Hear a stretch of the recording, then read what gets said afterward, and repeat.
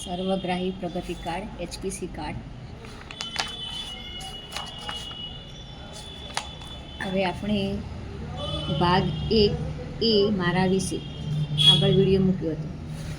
ત્યાર પછી મારી અને મારા પરિવારની ઝાંખી ઝલક. એમાં બાળકોએ ફોટો લગાવવાને બદલે ચિત્રો દોરવાનું વધુ પસંદ કર્યું હતું. હવે આજે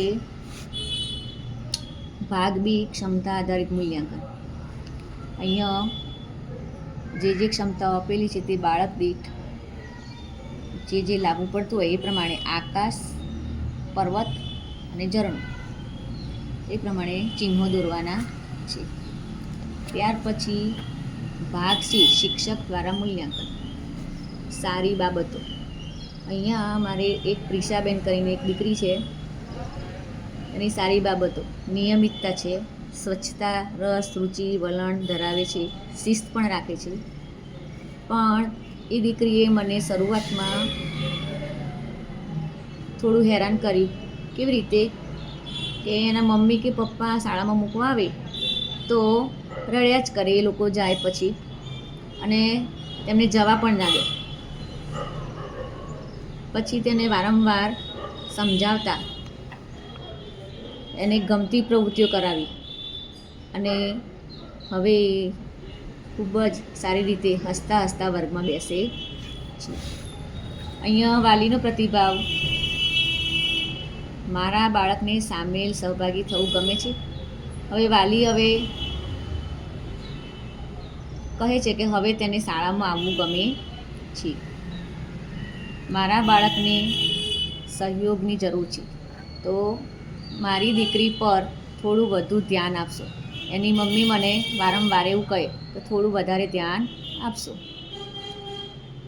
વધુ હું એ પણ કહેવા માગું છું વધુમાં, તમે મારી દીકરીને વર્ગમાં બેસતી કરી એ બદલ હું ખૂબ ખૂબ આભાર માનું છું. અહીંયા એક બીજી દીકરી છે તૃષાબેન.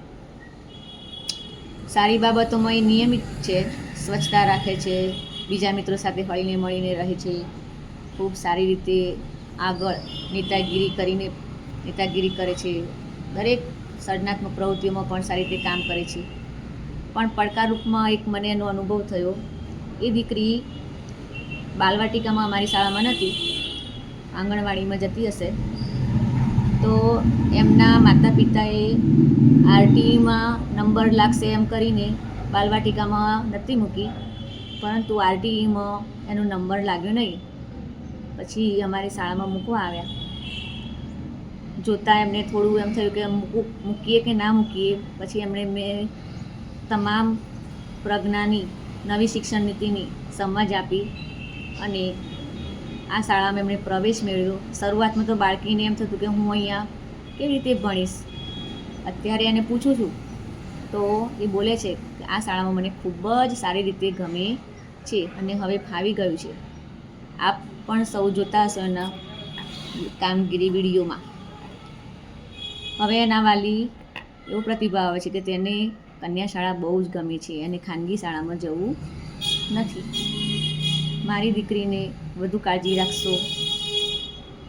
એમના વાલી એવું કહે છે કે તમારા ભણાવવાની રીત ખૂબ સરસ છે. તમે નવી શિક્ષણ નીતિ મુજબ TLM દ્વારા સર્જનાત્મક પ્રવૃત્તિઓ દ્વારા શ્રુતલેખન, અનુલેખન, સરવાળા બાદબાકી, આ એમના વાલીનો પ્રતિભાવ હતો. ત્યારબાદ અહીંયા સ્વમૂલ્યાંકન કરવાનું છે. મને ગમતી શાળાકીય પ્રવૃત્તિઓ. અહીંયા રમતો, ચિત્ર, રંગોની, બાળગીત, મને મુશ્કેલ લાગતી શાળાકીય પ્રવૃત્તિ. મોટાભાગે બાળકોને નાટકમાં અને વાર્તા કહેવામાં થોડું મુશ્કેલી લાગતી હોય છે. મારા વિશે સાથે કરવી ગમતી શાળાકીય પ્રવૃત્તિઓ: માઇન્ડ ગેમ, રંગપૂર્ણી, ચીટક કામ. અહીંયા બાળકોએ જાતે સિમ્બોલ પસંદ કરવાનું છે મિત્ર દ્વારા, અને જે મિત્રએ અહીંયા સિમ્બોલ કર્યું હોય એ મિત્રનું અહીંયા નામ લખવાનું છે.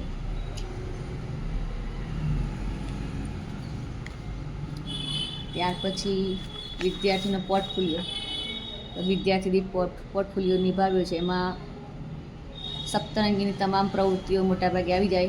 ચિત્રકામ, રંગપૂની, કાતરકામ, કાગળકામ, ચિત્રકામ, છાપકામ, જરીકામ, માટીકામ. ત્યારબાદ અહીંયા સત્ર 1માં માતા પિતા અને વાલીની સહી અને તારીખ, વર્ગ શિક્ષકની સહી, આચાર્યશ્રીની સહી લેવાની છે. આ રીતે આપણું HPC કાર્ડ, હોલિસ્ટિક પ્રગતિ કાર્ડ પૂર્ણ થાય છે. Thank you. આભાર.